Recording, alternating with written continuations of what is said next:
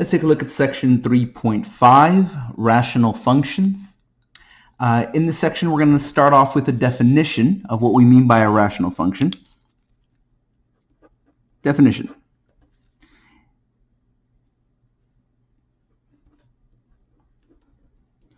A rational function is a function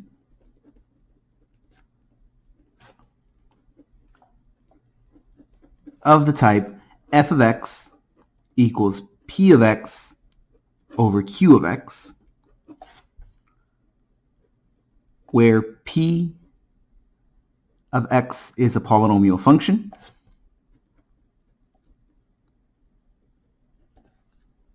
and q of x is a polynomial of degree n greater than or equal to 1. So here all we're saying is we want to make sure our denominator isn't just a constant, because if it's a constant, then we can just divide by that number and we don't really have a denominator. So here we want to make sure that our numerator is a polynomial and our denominator is a polynomial of degree n equal to or greater than 1. You want to have at least one variable somewhere in your denominator. One thing to note here is because it is made up of two different polynomials. Remember that the domain of any polynomial is every real number. So here this will exist for every real number, and this will exist for every real number. So what that means is the only way that this could not exist, it's not because one of these is not going to exist, but because overall the fraction is undefined. And the only way for a fraction to be undefined is if the denominator is 0. So here note the domain of a rational function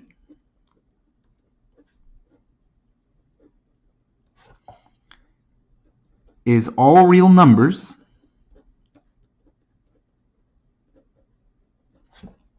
except for the zeros of the denominator.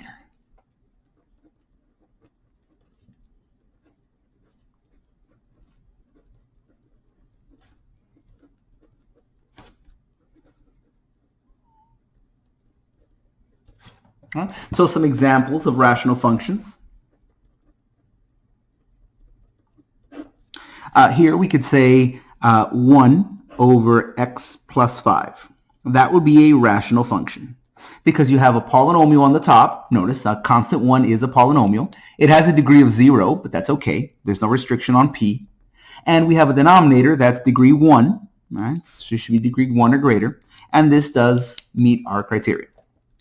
We can have a function g of x, which is x minus 4 over x squared plus 9. And again, that does qualify to be a rational function. Your numerator is a polynomial, your denominator is a polynomial, and your denominator has a degree that's n greater than or equal to 1.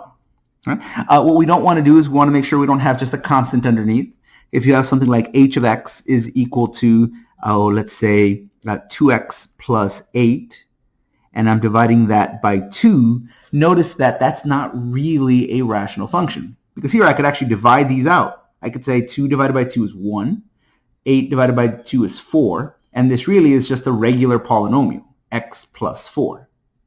So here, this, although it is a polynomial over a polynomial, it's not what we want to consider when we talk about rational functions. So here you would want your denominator to have some variable.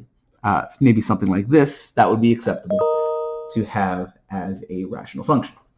All right? Notice that the domains of these functions, the numerator and the denominator, is always defined. So the only way that our function is not defined is if the denominator is 0. So here the domain is every number except whatever makes that 0. Is every number except for whatever makes x plus 5 equal to 0. Or in other words, it's every number except negative 5.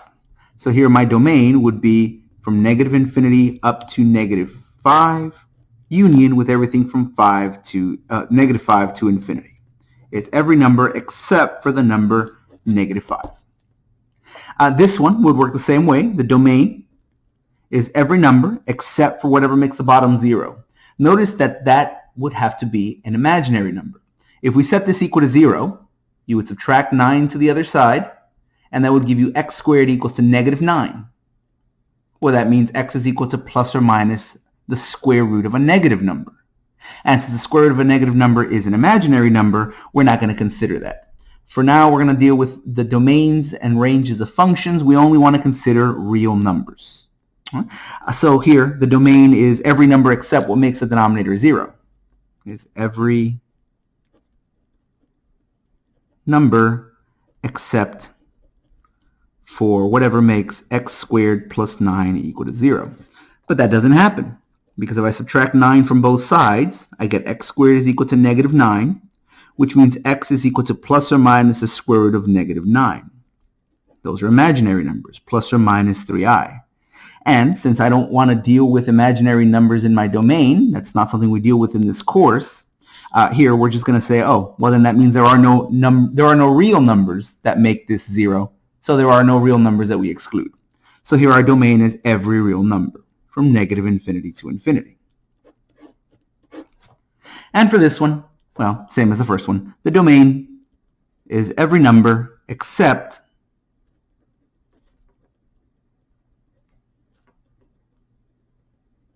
whatever makes the denominator equal to 0.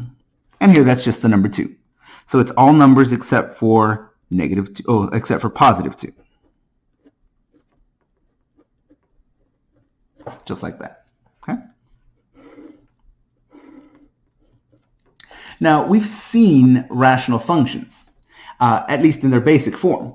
Thinking back to chapter 2, when we were talking about parent functions, one of the things that we saw was the parent function, which was at the time called the reciprocal parent function. So recall that we had what was called the reciprocal parent function.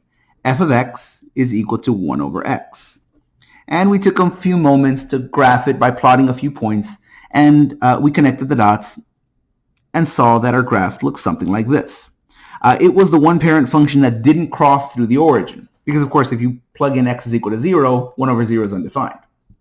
Instead what we had this kind of graph, which even though it did not cross through the origin still played a role. Because we had a couple of lines, namely this vertical line here and this horizontal line here, which guide the shape of your graph. You'll notice that your graph never touches those lines, but it gets closer to them. It gets very close alongside of them. At the time, I said, okay, these are just two lines. I gave them a name. I called them asymptotes. And I said, don't worry about them too much right now. We'll talk about them later. Well, now it's later, and we're talking about asymptotes. So a rational function will have an asymptote, and it can have more than one asymptote, and it can have more than one kind of asymptote. So here, let's talk about different kinds of asymptotes that a rational function might have.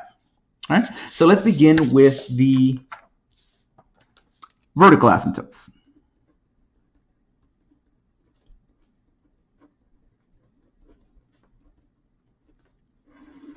All right. The vertical asymptotes of a rational function are the vertical lines that guide its shape, right here. Thinking back to when we define functions, these vertical lines, wherever your graph crosses the vertical line, that's what's telling you what y value you get when you have this x value. So what this graph is showing me is that I can never have x equals to 0. Because notice, there is no point along this vertical line that crosses through my graph. So that means that x is never equal to 0 anywhere on my graph.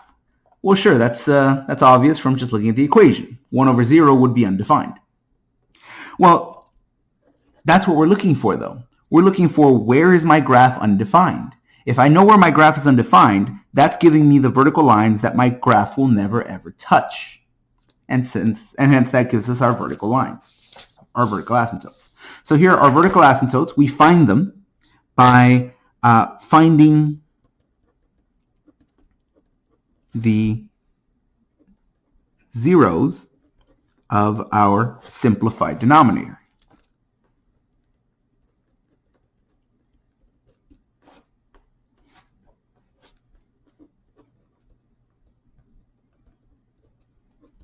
What do you mean simplified denominator?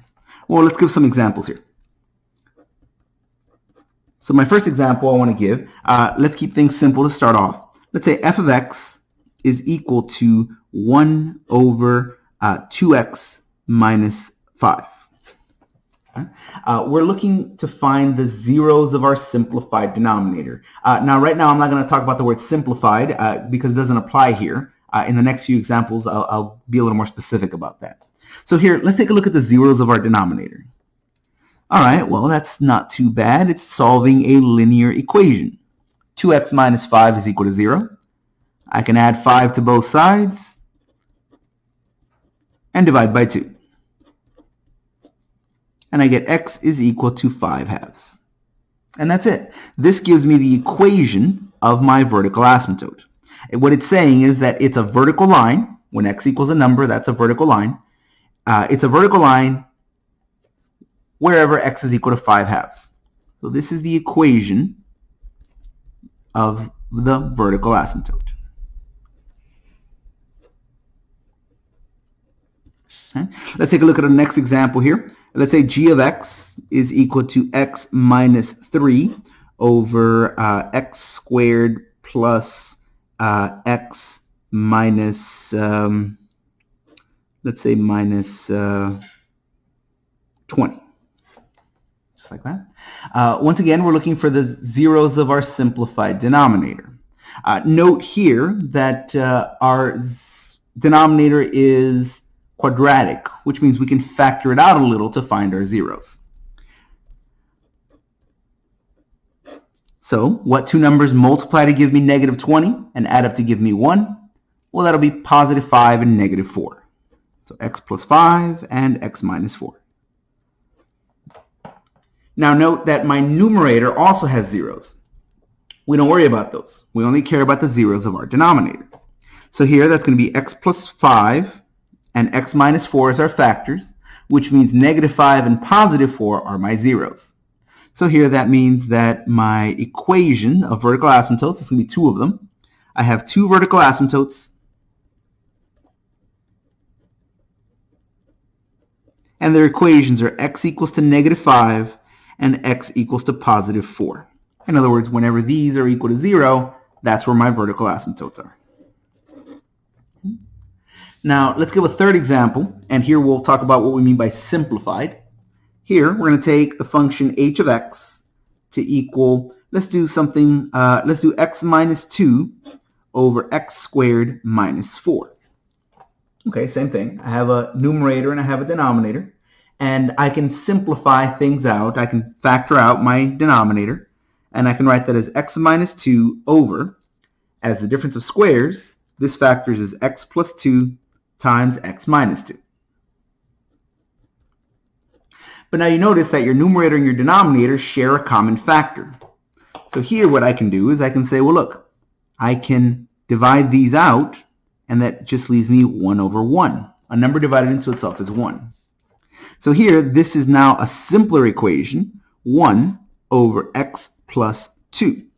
That's what we mean by a simplified denominator. If there's anything common that can be divided away, we divide it away. Now, there is one little stipulation here. These two numbers divide into each other to give me the number 1. And that's almost always true. Because if I plug in, for example, x is equal to 5, well, that's going to be 5 minus 2 is 3. And that's also 5 minus 2 is 3. And 3 over 3 give me 1. And I could plug in any other number here. I could plug in 50. So it'll give me 48 over 48, which is the number 1. And it works for just about every number, except if I try to plug in the number 2 here, 2 minus 2 is 0, and 0 over 0 is undefined. So here, this is equal to this, but note, I had to remove these two factors, and that removal is fine as long as x is not equal to the number 2. So these two aren't always equal. For example, if I plug in the number 2. If I plug in the number 2 here, that's 0 over 0. That's undefined. If I plug in the number 2 over here, that's 1 over 4. 1 over 4 equals something that's undefined. No, it doesn't. So here, these two are usually equal except for this one instance. This is called a removable discontinuity. We'll talk about this more at the end of the section when we take all this stuff and graph it. But for now, this is called a removable discontinuity. And we'll talk about that more specifically when we look at graphing things at the end of the section. All right?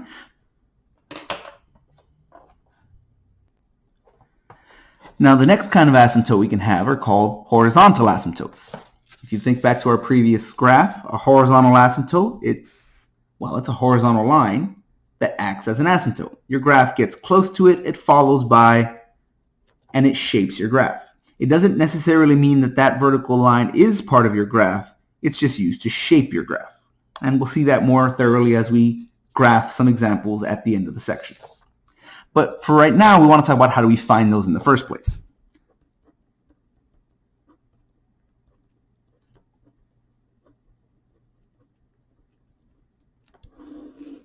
So horizontal asymptotes can be found by looking at the lead terms of the numerator and the denominator.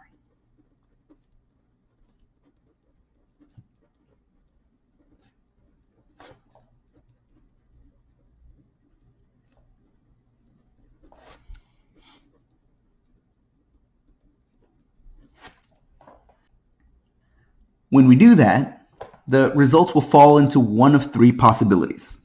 Either, possibility number one, the numerator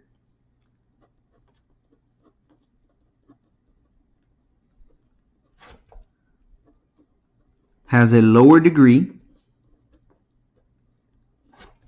than the denominator.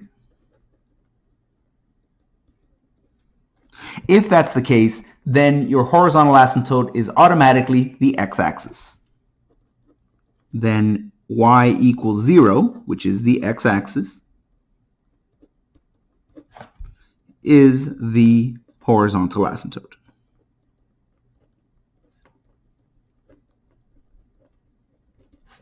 Now, if the numerator and the denominator switch roles, let's say the numerator has a higher degree,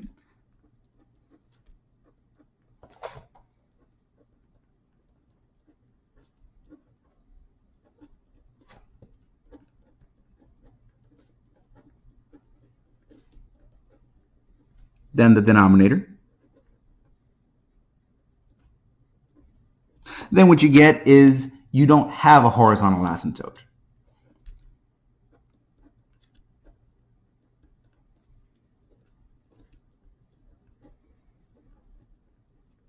Now, there is something else to be said about this. There may not be a horizontal asymptote. There will be something else in this case, but we'll talk about that in just a moment. Let's talk about the third possibility. If the numerator has a higher degree, something happens. If the numerator has a lower degree, something else happens. Well, what if they have the same degree? All right, if the numerator and denominator have the same degree,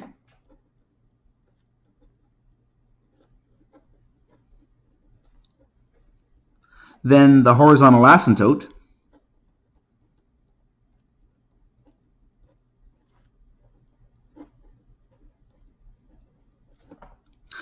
horizontal asymptote, just one. A horizontal asymptote is given by the fraction the lead coefficient of the numerator divided by the lead coefficient of the denominator.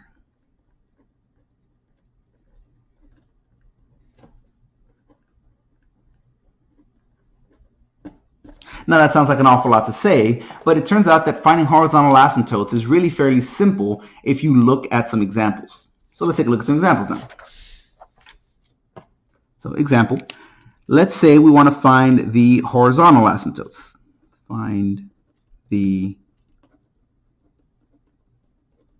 horizontal asymptote. Let's say we have a function f of x is equal to 3x squared plus 6 over 5x to the third minus 4x plus 1. For a horizontal asymptote, all we're looking at is the lead terms of the numerator and the denominator. The lead terms being the ones that have the biggest power. So here 3x squared and 5x to the third. Right? The numerator has a lower degree than the denominator. So we see back our previous case, if the numerator has a lower degree than the denominator, then the x-axis is our asymptote. And that's what we have here. The numerator has a lower degree than the denominator. So here, my horizontal asymptote, and I'll abbreviate that with HA, because horizontal asymptote is a very long thing to write. Horizontal asymptote is just the x-axis. Or if you want, you can say y is equal to 0. Both mean the same thing. G of x, let's say we want to find the horizontal asymptote of a function g of x. And let's say this one is 6x to the fourth power minus 5x plus 1 over 3x to the second power minus 6x plus 5.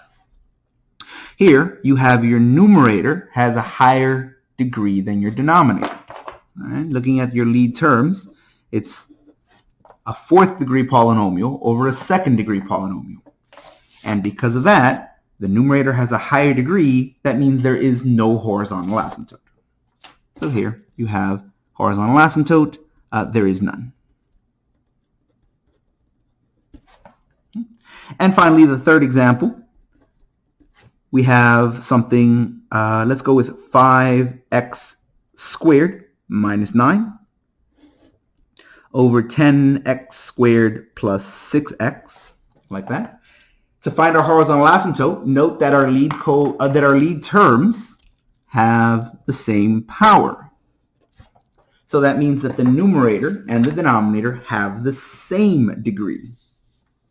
And if the numerator and the denominator have the same degree, then the asymptote is the lead coefficient of the numerator over the lead coefficient of the denominator. All right, so then my horizontal asymptote is going to be y equals, right? That's what that is. Y equals a number. X equals a number gives you a vertical asymptote. Y equals a number gives you a horizontal asymptote. So y equals 2. You're going to take the lead coefficient of the top over the lead coefficient of the bottom. And here you can actually reduce that. That gives us the horizontal asymptote is y equals to 1/2. So those are our answers. Y equals 0. There is no horizontal asymptote. Y equals 1/2. Okay. Finally, the third kind of asymptote that we're going to look at is what's called the slant asymptote.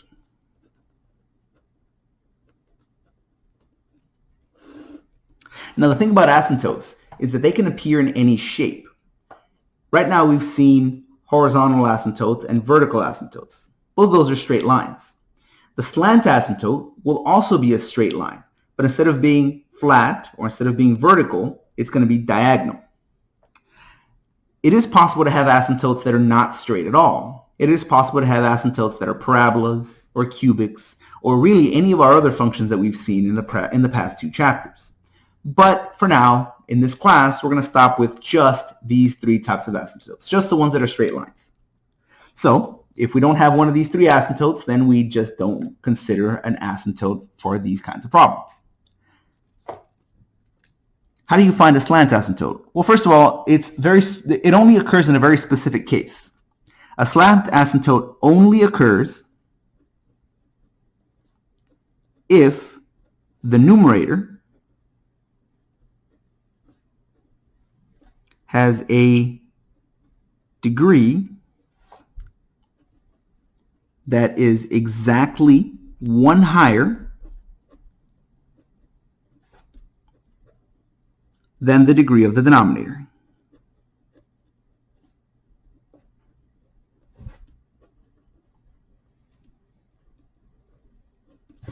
So note that that means that it would not have a horizontal asymptote. If the degree of the numerator is one higher than the degree of the denominator, well, if the numerator has a higher degree, that means there is no horizontal asymptote. So note, that means you can never have a horizontal asymptote and a slant asymptote at the same time. We cannot have a horizontal and a slant asymptote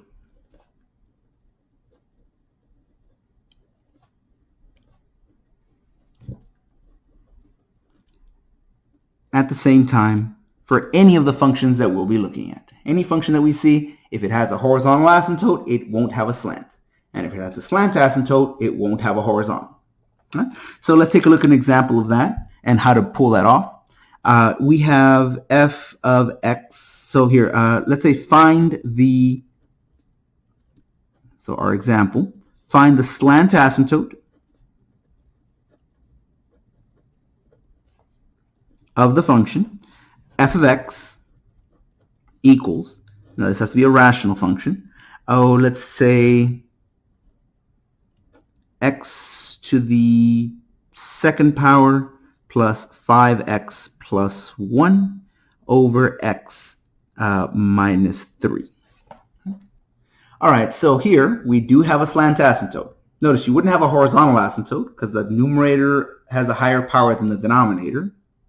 But because the numerator has a power that's higher by exactly 1, power 2 versus power 1, this will have a slant asymptote. The way you find a slant asymptote is you simply divide the numerator and the denominator. Once you divide, you throw away your remainder, and the main part of your answer is your slant asymptote. So let's take a look at an example of that here. Here's our function. To find our slant asymptote, first of all, we realize we do have one. So now to find one, we're going to divide these two. If this was power 5 and this was power 4, we'd have to use long division. If this is power 3 and power 2, we'd have to use long division. But since that's power 2 and power 1, whenever you divide a polynomial by something with a power of 1, we can use synthetic division. So here, let's take advantage of that because it'll be a little shorter. 1, 5, 1. And we're going to divide synthetically by the 0 of this denominator, which would be the number 3. 3 minus 3 would be 0. All right, so drop your 1. 1 times 3 is 3. Add those together is 8. 8 times 3 is 24. Add those together is 25. And this would give me x plus 8 with a remainder of 25. Whenever you are looking for a slant asymptote, the remainder is not going to matter. Because what we're saying is, as x gets bigger and bigger, your graph will follow this line. Thinking back to our asymptotes, the reason your graph follows an asymptote is because it's moving away from the origin. It's moving away from small numbers. So asymptotes are what happens when your graph has bigger and bigger numbers plugged in. Well, notice if I wrote this as plus 25 over x minus 3, the way I would normally write this, right? X plus 8 plus remainder over divisor. If x gets really, really big, I would have 25 divided by a massive number. If I take 25 and divide it by 100, that's already a quarter. If I divide it by 1,000, that's 0.4. Sorry, 0.4. That's 0.0025. If I divide by billions or trillions, if I divide by huge numbers, 25 divided by a huge number is a really, really tiny number. So the bigger x gets, the smaller this whole thing gets. And since an asymptote is telling you what happens when these get really big, this will get so small, it stops mattering. So your slant asymptote is just this part. So our slant asymptote will be y equals x plus 8. Okay. For now, these are all equations. Y equals this, x equals this. But now in our next example, we're going to take a look at how to put this together in a graph. So consider this example. Let's say you have f of x equals 4x over x squared minus 2x minus 3. Now what I'm going to do here is I'm going to graph this thing. But in order to graph it, we're going to need the asymptotes. So right now, what we're going to do is we're going to graph this. I would like for you to pause the video for a few minutes and go through and try to find the vertical asymptote,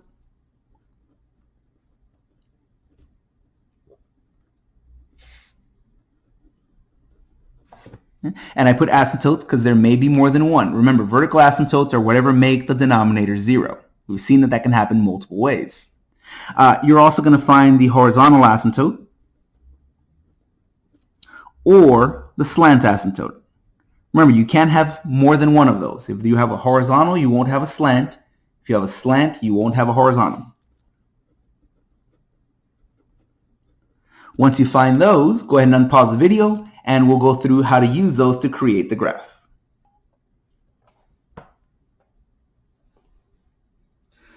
All right, so I'm going to assume that you've already stopped the video and found the asymptotes as necessary. So let's go over that. Finding our vertical asymptotes.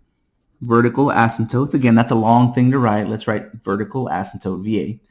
Those are going to be the zeros of my denominator. Okay? Now here, I can go ahead and take this and factor it out. I can have 4x over, this is a quadratic. It's got really nice numbers. I can factor that. The two numbers that multiply to give me -3 and add up to give me -2, well, that's -3 and +1. So x minus 3 and x plus 1.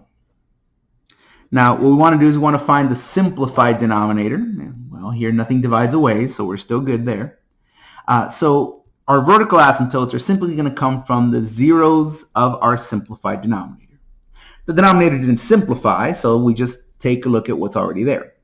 So the vertical asymptotes are going to be the zeros of this, which is the number 3, and this, which is the number -1. So those are our vertical asymptotes. X equals -1 and x equals to +3. Okay.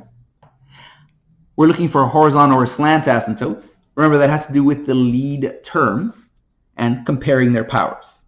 Here, you have a power of 1. Here you have a power of 2.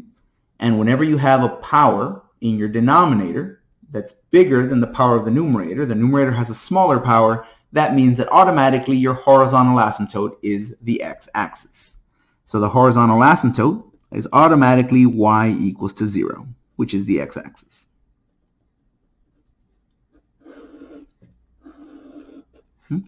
Why? Because the power of the numerator is smaller than the power of the denominator. All right. Since we have a horizontal asymptote, that means we won't have a slant asymptote. So we're not going to worry about it for this example. We'll see one in a later example. All right. So now let's start graphing. I have a few lines that, although they may not be part of my graph, they're going to shape what my graph looks like. So let me go ahead and put those on my graph here. I have one line, x equals to -1, which is a vertical line that's one step to the left of the origin, of the y-axis. I have x equals to 3, which is also a vertical line, which is 3 steps to the right of the origin. I can go up from there and down from there. And I have a horizontal asymptote, which is the x-axis. So here, that's just this line right here. So those are going to shape my graph. Say, what do you mean by shape your graph? Well, let's go ahead and plot a few points, and we'll see what that means exactly. We're not going to plot just random points. We're going to be strategic about this. There were some things that we saw in previous sections about how to graph and how to find points strategically. Namely, we want to find our asymptotes, and then we want to find our intercepts. So let's go and talk about intercepts. Let's remember what those are. The intercepts are where the graph crosses the x-axis. Those are the x-intercepts. Where it crosses the y-axis. Those are the y-intercepts. So looking for the y-intercept, that's the easy one. Because the y-intercept is just done by plugging in x is equal to 0. So here we're going to set x equals to 0. So let's find f of 0, which is, we're just plugging in 0 up here. That's going to be 4 times 0 over 0 squared minus 2 times 0 minus 3. 4 times 0 is 0. Here, 0 minus 0 minus 3 is -3. And of course, 0 divided by -3 is still going to stay 0. So here we find our y-intercept. If x is equal to 0, so is y. So we have 0, comma 0 as our y-intercept. All right, so let me go ahead and plot that. That's going to be the point at the origin. Now, if I can find some x-intercepts, let's see what happens there. Now, remember, an x-intercept is found by setting y equal to 0, just like y-intercept is found by setting x equal to 0.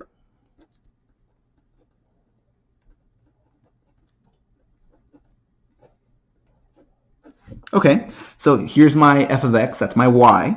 So I'm going to set that equal to 0. 0 is equal to 4x over x squared minus 2x minus 3. Now, if I could just multiply both sides by this denominator, things get really, really simple.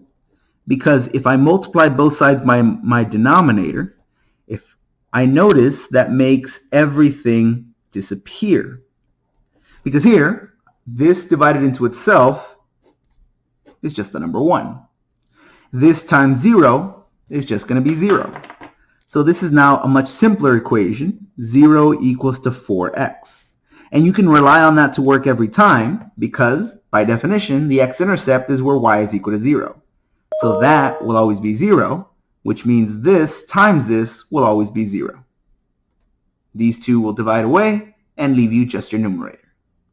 And here, that's a simple enough equation to solve. I just have to divide by 4, and, well, I get 0 again. So in this case, I don't find any new information because I have x is equal to 0. And I already knew that. I already knew that 0, 0 was a point on my graph. So here I find the x-intercept, and it turns out to be the exact same thing as the y-intercept. All right, well, sometimes that'll happen. So that's my 1 point. Okay, now, from here, what I want to do is I want to graph using that point and these lines. The problem with that is that there's too much that I could do from here. Meaning, okay, I know my graph has to cross through this point, and I know it has to follow this line and this line. Just like with our original parent function back from chapter 2, when you get close to the vertical lines, the graph bends to follow it. But notice, it can follow it going straight up, or it can follow it going straight down. Here, we don't know which way to go. We don't know if this should go up this way, or maybe it should go down this way. We're not sure. So what we need to do is we need to figure out what direction it's going in. Well, we can use a test point for that. Here, I don't know what happened. I know what happens when x is equal to 0, y is equal to 0. I know what happens when x is equal to 3, my function's undefined. I don't know what happens between here and here. So let me use a test point to figure that out. Here, let me just plug in a number somewhere between 0 and 3, and I'll choose the number 1. What I'm going to do with that is I'm going to say, well, let's see, if x is equal to 1, then that means that f of 1, what happens when I plug 1 into my function, is going to be 4 times 1 over 1 squared minus 2 times 1 minus 3. 1 times 4 is 4. 1 squared is 1. Minus 2 is negative 1. Negative 1 minus 3 is negative 4. So here, if x is equal to 1, 4 over negative 4 gives me negative 1.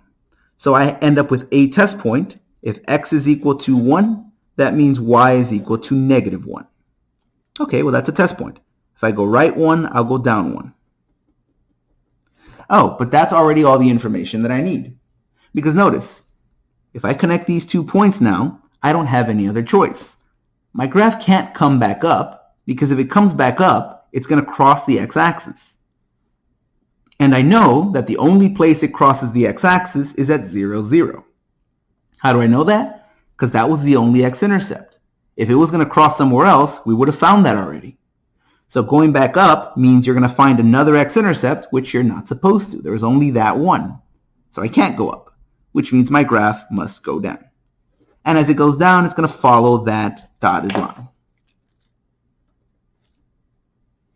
Okay. Now over here, again, we don't know what's happening. This could go up and follow the red line up that way, or it could turn around and come back down this way. So we're going to need another test point. Here, we're going to need to use a fraction, because here we need something between 0 and negative 1. So let's use negative a half. And let's see what happens there. That's going to be f of negative a half, which is 4 times negative a half. Well, half of 4 is 2, but I'm taking the negative of that, so that's negative 2. Over negative a half squared minus 2 times negative a half minus 3. Negative a half times negative 2, that's positive 1. Positive 1 minus 3, that's negative 2. So here I have negative 1/2 squared minus 2. Or in other words, I have 1/4 minus 2, which is going to give me 7/4. That should be negative 7/4. So if we divide these out, negative divided by a negative, that's a positive. Dividing by a fraction is the same as multiplying by the reciprocal. So that's going to be, instead of divided by 7/4, that's time 4/7. And that's going to give me a positive 8/7. Okay, so if x is equal to negative 1/2, that means y is equal to 8/7, which is just a little bit more than 1. So I'm going to go back 1/2, and I'm going to go up 1 and just a tiny little bit more. And again, that's all the information I need. Because if I connect these points, I know I can't come back down because I would cross the x-axis again. So if I can't go down, I got to go up. And there's my graph. Now, what about this stuff? Does the graph not exist over here? Is it only between these lines? Well, no, we still need some information over here, which means we need some more test points. Now, we don't actually need a lot more test points. You'll see why here in just a moment. Here, I don't know anything about what happens when x is bigger than 3. I know between negative 1 and positive 3. So I'm going to need a test point that's bigger than 3, and I'm going to need one that's less than negative 1. So let's start with the one that's bigger than positive 3. I'll go with positive 5. Just got to pick a number. So let's do that. If I say x is equal to positive 5, then f of positive 5 is going to be 4 times 5 over 5 squared minus 2 times 5 minus 3. Okay, 4 times 5 is 20. 5 squared is 25. Minus 2 times 5 is 10. So 25 minus 10 is 15. 15 minus 3 is going to give me 12. And here 20 divided by 12, I can reduce that. I can divide the top and the bottom by 4, and that'll give me 5/3. So if I have x is equal to 4, I get y is equal to 5/3. And so I can graph that. Up here, I can go 1, 2, 3, 4, 5. There's my x value. And that's positive 5/3. 5/3 is just a little bit less than 2. All right, 5/3, if you divide that out, that's what, 1 2/3? So I'm going to go up 1 and almost all the way to 2. Something like that. But now, that 1 point is all that I need. Because my graph has to go through that point. All right, well, let's see. From here, if I want to go to the right, now remember, I have to follow my asymptote, either up or down. Yeah, but it can't be down, because if it's down, I would eventually cross my x-axis. And I'm not supposed to do that anymore. This was the only place I could cross the x-axis. It was the only x-intercept. Oh, so I can't go down, so it must be that I'm going up. From here, I have to go to the right. Well, yeah, but remember the way asymptotes work. The horizontal asymptote tells you what happens to your graph as you move to the right and as you move to the left. So here, as I move to the right, I have no choice but to follow along this line right here. So that 1 point is all that I need for that part of the graph. This is a silly analogy, but I first learned this years and years and years ago because I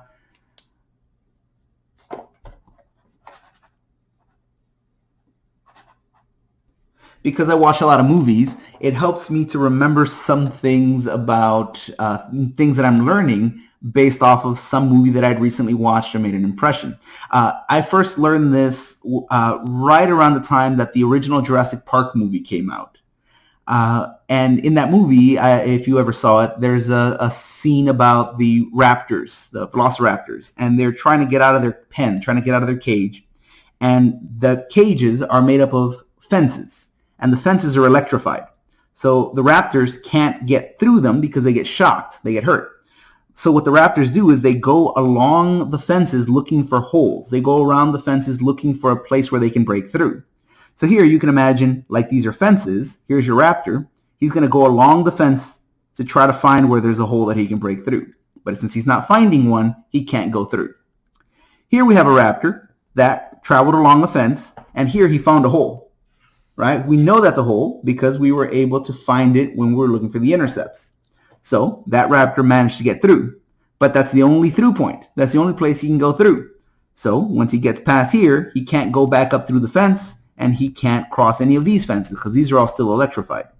It's a silly analogy, but it helped me learn how to graph these in a smooth way.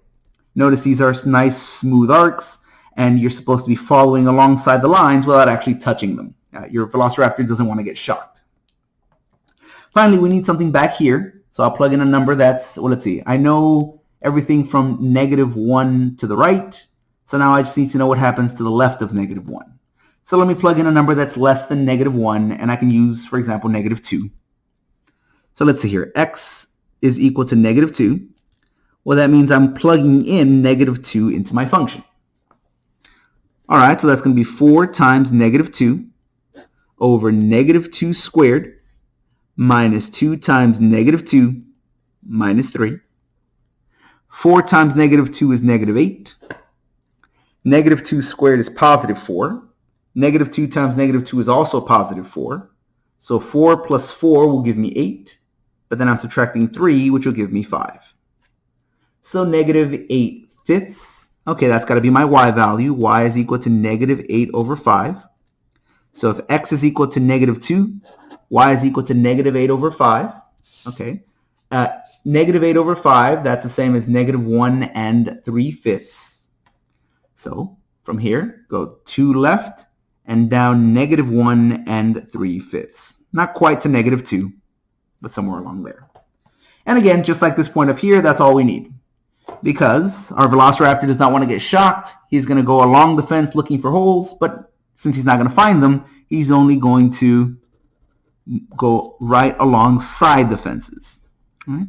So he doesn't actually quite touch those asymptotes. And that is it. That is a full graph of our function. Let's take a look at another example. This one will be similar to the one we just saw, but just a little bit different. In particular, you'll note some differences about the horizontal axis. So let's go ahead and do the same thing. We're graphing a function. And the function we're going to graph will be f of x equals 2x squared plus 6x over x squared minus 4x. Okay. What we want to do first is we want to go ahead and factor things out. Remember, the zeros of the simplified denominator are going to give us our our vertical asymptotes. But if there's anything that can simplify out, well, we should do that first. So let's go ahead and factor things. Note that our numerator has a common factor of 2x. So let's pull that out. And if you factor out 2x, you're left with x plus 3.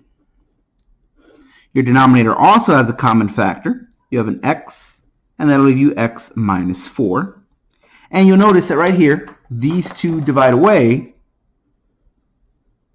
and that leaves you just 2 times x plus 3 on the top over x minus 4 on the bottom. Now note, here, these cancel out if they are any number except for 0. 5 over 5 is 1. 20 divided by 20 is 1. 900 over 900 is equal to 1. But 0 over 0 is undefined. So here, these will give you the number 1 as long as they're not the number 0. So here, this would be except when x is equal to 0. In a previous example, we saw something like that, where these simplified out, but we ended up with something that I called a removable discontinuity. Removable discontinuity. Here, we're going to be graphing this, and we're going to graph this, but at the very end, this removable discontinuity will come back, and it'll make one subtle little change to our graph. All right? But for now, we're focusing on this, and this we can focus on at the very, very end, almost as an afterthought. So this is what we're graphing. All right, so I'm going to look for a vertical asymptote, or asymptotes. Now remember, the vertical asymptotes are the zeros of my denominator. I've already simplified it, so I can just worry about x minus 4 equals to 0. And so if I add the 4 to the other side, I get my vertical asymptote. So that one's nice and straightforward. It's just a single one. My horizontal asymptote, remember, that is given by looking at the powers of the numerator and the denominator. Here you notice that your numerator and your denominator have the same power. If you look at the simplified version, that's the same thing. Right? Here they both have a power of 2. Here they both have a power of 1. Either way, they have the same power in the numerator and the denominator. So whenever your numerator and denominator have the same power, then the horizontal asymptote is given by y equals to the lead coefficient of the numerator over the lead coefficient of the denominator. So that's what we have here. Our lead coefficient of our numerator is the number 2. The lead coefficient of our denominator is the number 1. Notice that would be 1x squared. So 2 over 1, which just gives us y equals to 2. Okay? So that's our vertical asymptote, and that's our horizontal asymptote. Now we can find our intercepts, if there are any. Let's look for the x-intercepts first. The x-intercepts, that's when y is equal to 0. And here I'm going to go ahead and use the simplified one. You should probably use the simplified one for everything, just so that you don't accidentally use this for something that shouldn't be used. That only comes in at the very end. So here, looking at this, we're going to say y is equal to this, but since we're setting y equals to 0, that means this is equal to 0. So we get 2 times x plus 3 over x minus 4 is equal to 0. If I multiply on both sides by that denominator, anything times 0 is going to stay 0 here. But here, these two divide away, and I'm left with 2 times x plus 3 is equal to 0. If I divide both sides by 2, well, 0 divided by 2 is going to stay 0. So that's going to give me x plus 3 equals to 0. And finally, if I subtract away that 3 from both sides, I'm going to get x equals to a negative 3. And that is my only solution, which means that my x-intercept, there's only going to be one of them, and that's going to be negative 3, comma 0. So negative 3, comma 0 is my x-intercept. I can look for a y-intercept, and again, that's done by setting x equal to 0. So let's see here. I have f of, let me write down what I'm finding. I'm looking for my y-intercept, and I do that by setting x equals to 0. Here I'm using the simplified one. Notice if I didn't use the simplified one, if I plug in 0, that's undefined, right? So here what we're going to do is we're going to say, okay, let's not plug it into the original one. We're plugging it into the simplified one.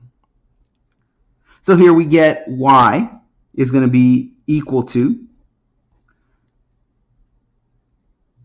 that's going to be 2 times 0 plus 3, I'm plugging in x is equal to 0, over 0 minus 4, again, x is equal to 0. That's going to give me 2 times 3 over negative 4, which is 6 over negative 4.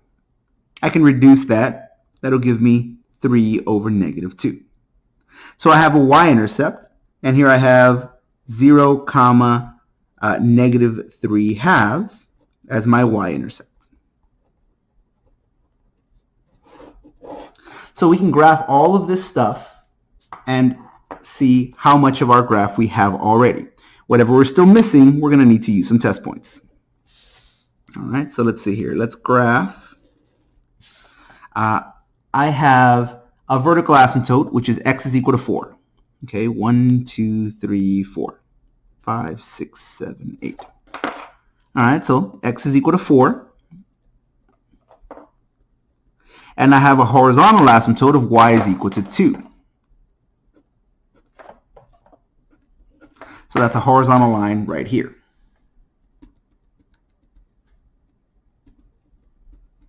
I have a couple of intercepts. Notice I have negative 3, comma 0. Okay, so that's negative 1, 2, 3, comma 0 right there. And then I have 0, comma negative 3 halves. So negative 3 halves, that's the same as saying negative 1 1/2. So that's down 1.5, right around there. Okay. All right, now, notice this line up here. In the previous problem that we saw that our graph crossed our horizontal asymptote. And in fact, we knew exactly where it crossed our horizontal asymptote because our horizontal asymptote was the x-axis. So where it crosses is called the x-intercept. We found that. However, here, the x-axis and this horizontal asymptote are not the same.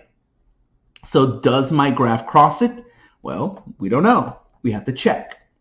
The way we check, so does my graph cross the horizontal asymptote?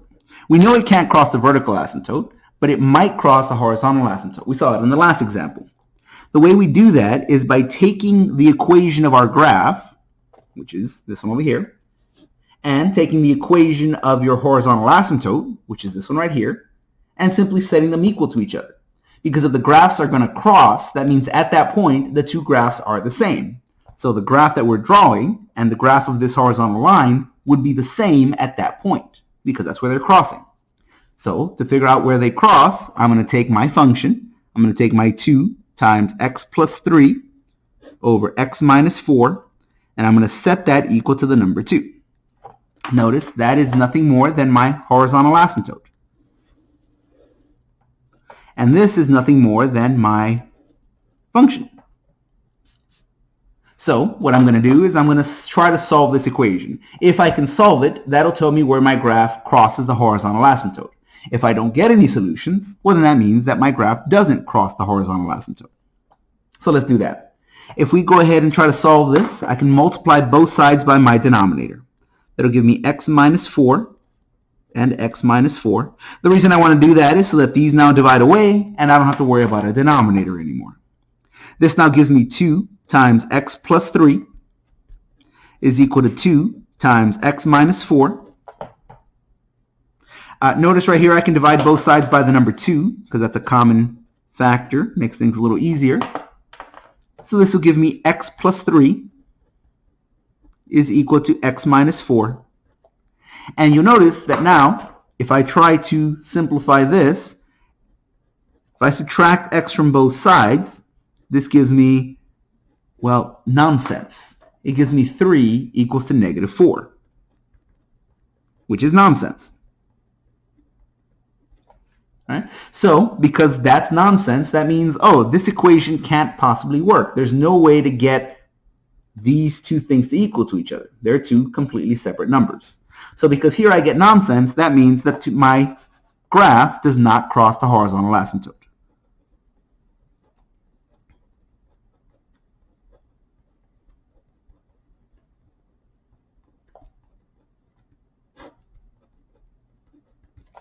All right? So if I had gotten an answer like x equals to negative 4, then I would have said, oh, the place where the graph crosses is over here at when x is equal to negative 4 and y is equal to 2.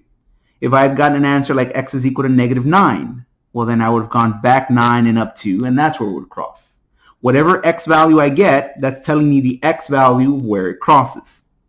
But since I don't get an answer, well, that means it'll never cross.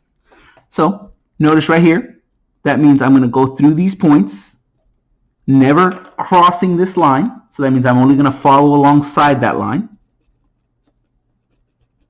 like this, and going on down this way. You're not touching either of these lines, you're just getting close to them. Now, same thing over here. This should be fairly simple. I know that my graph will never touch either of these lines. All right? It can never cross a vertical asymptote. And here we confirm that it doesn't cross the horizontal asymptote. So all we need now is a single test point. I don't know what happens to the right of 4. All right, 1, 2, 3, 4. So let me plug in a number that's to the right of 4 and just see what happens. So I'm going to use a single test point. I'm going to plug in the number, let's say 6.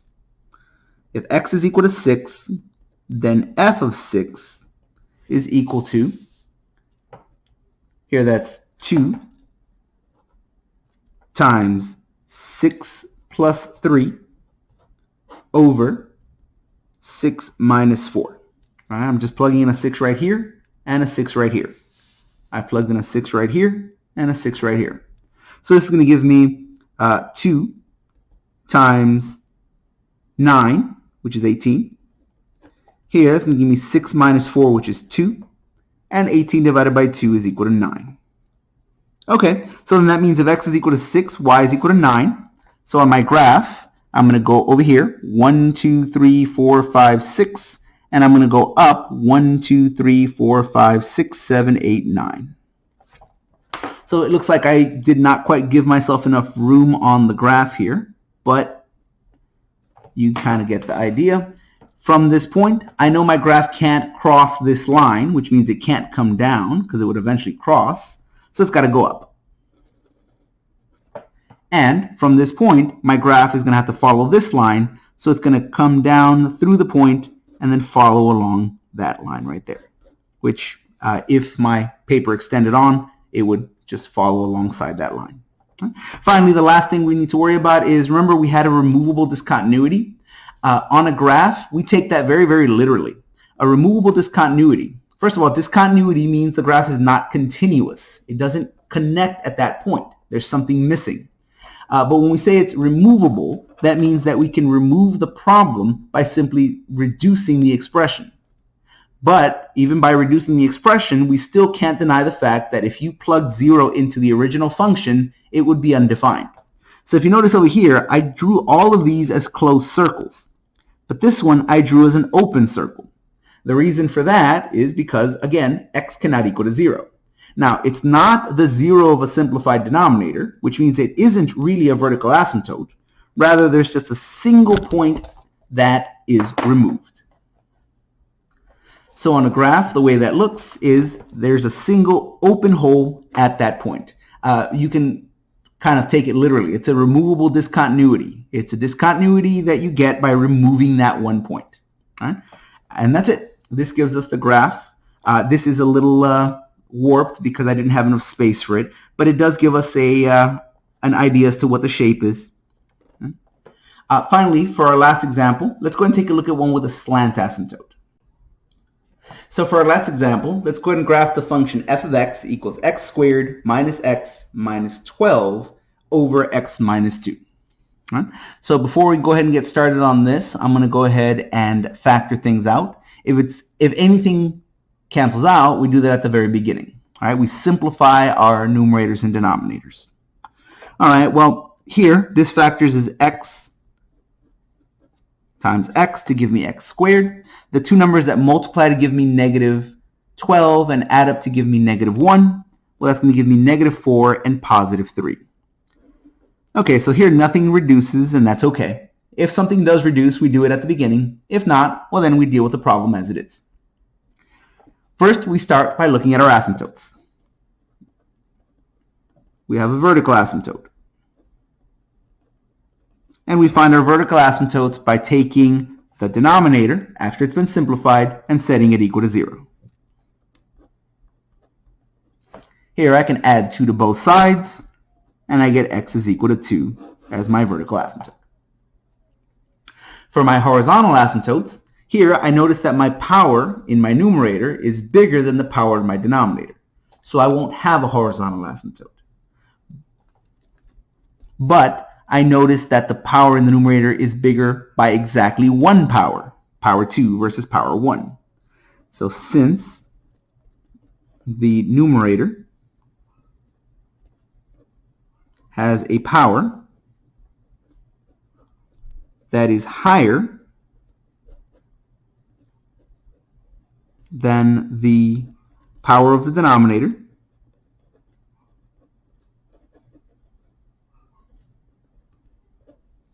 by exactly 1 degree. Oops, I don't know how to spell. Exactly, there you go, 1 degree. Then you won't have a horizontal asymptote.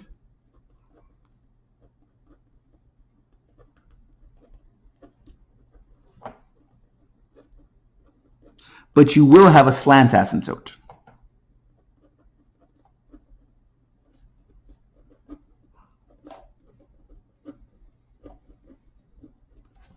All right, so to find the slant asymptote, we're going to perform that division. We're going to take the numerator and divide by the denominator. We have a denominator that's linear of the form x minus a number, so we can use synthetic division here. We're going to take 1x squared minus 1x minus 12, and we're going to divide synthetically by the number we're subtracting, or you can also think of it as the 0 of the denominator. We're dividing synthetically by 2. So you drop your 1. 2 times 1 is 2, and add these gives you 1. 2 times 1 is 2, and add these gives you negative 10. Now remember, the remainder of your division is ignored. The slant asymptote is given only by the main part, by the polynomial that doesn't have any divisors. So here this tells you that your slant asymptote is y equals 1x plus 1. Just like that. The next thing we want to do is we want to find intercepts, if we have any. We can find our x-intercepts by setting y equals to 0, and our y-intercept by setting x equals to 0. So let's start with the y-intercept. Set x equal to 0, and here we just plug everything in to be 0. So f of 0 is equal to 0 squared minus 0 minus 12 over 0 minus 2. I'm just plugging in zeros for all my x's. If you did it on this one, you'll get the same answer. They're equal, so you should be able to use either. Here, we could say 0 minus 0 minus 12 is negative 12. 0 minus 2 is negative 2. And if you divide those, you get a positive 6. All right, well then that must be my value. If x is equal to 0, y is equal to 6. So that's my y-intercept. X is equal to 0, and y is equal to 6. So we've got a y-intercept, we've got vertical asymptotes, we have a slant asymptote right here. And so now let's go ahead and look for our x-intercepts.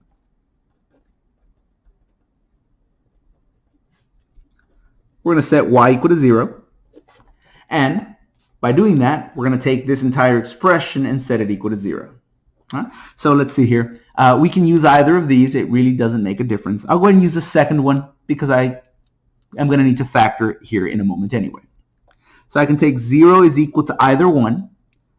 They're both equal to each other, right? That's what equal means. They're interchangeable. So I can use either one.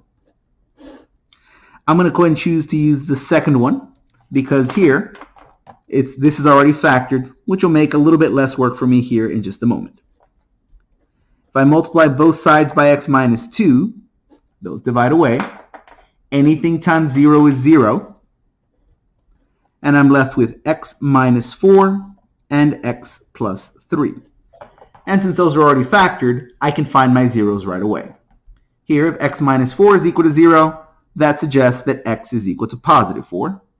If x plus 3 is equal to 0, that suggests x is equal to a negative 3. So that gives us my x-intercepts. That's going to be 4, 0, and that's going to be negative 3, 0. Just like that. Now, just like before, let's go ahead and graph all of this information to see what we have so far. All right, so we have a vertical asymptote that is x equals to 2. So that's going to be a vertical line right here through 2, 0. And let's even label that, that's x equals to 2. We don't have a horizontal asymptote, but we do have a slant asymptote, y equals x plus 1. And we know how to graph that, right? That's y equals mx plus b. So I have a y-intercept of 0, 1, and I have a slope of 1. Right? So if I'm graphing y equals x plus 1, its y-intercept is at 0, 1, and it has a slope of 1. So I go up 1, right 1, up 1, right 1, up 1, right 1, and I can connect my dots to give me my slanted line. It's just a linear equation, y equals mx plus b. And let me even label that. That's going to be the line y equals x plus 1. There's your plus 1, and your slope tells you up 1 over 1, up 1 over 1. I have a couple of points that I can graph. I have 0, 6, and I have 4, 0, and negative 3, 0. Okay, so that's going to be 0, 6, 1, 2, 3, 4, 5, 6. I have 4, 0, and I have negative 3, 0. Just like that. Now, we do have a question about whether or not we can cross our horizontal asymptote. Well, same thing with a slant asymptote. We know for a fact vertical asymptotes cannot be crossed, but we don't know anything about horizontal or slant asymptotes until we find out. So here we're going to do the same thing we did a moment ago, and we're going to ask, does our graph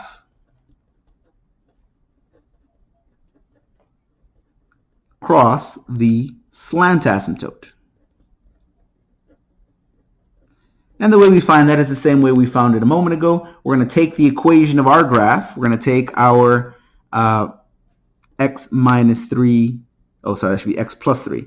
We're going to take our x plus 3 times our x minus 4 over x minus 2, and we're going to set that equal to the equation of our graph here, x plus 1.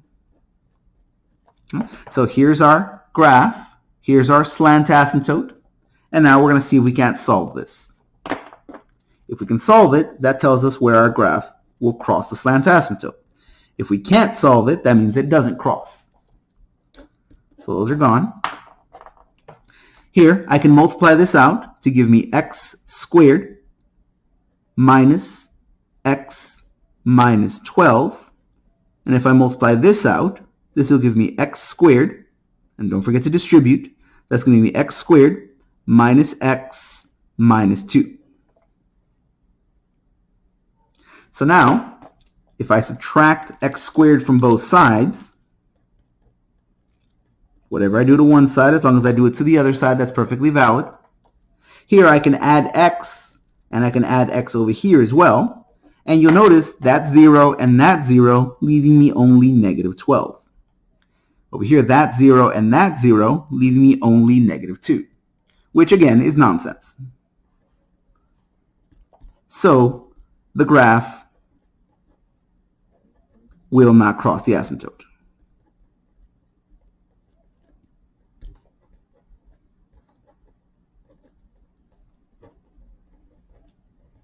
Okay, so right here, that already gives us a good amount of information. We know that our graph has to cross through these 2 points. It has to follow these lines, but it can't ever cross or touch them. Okay, so if I'm going to connect my dots and follow these lines, it looks something like this.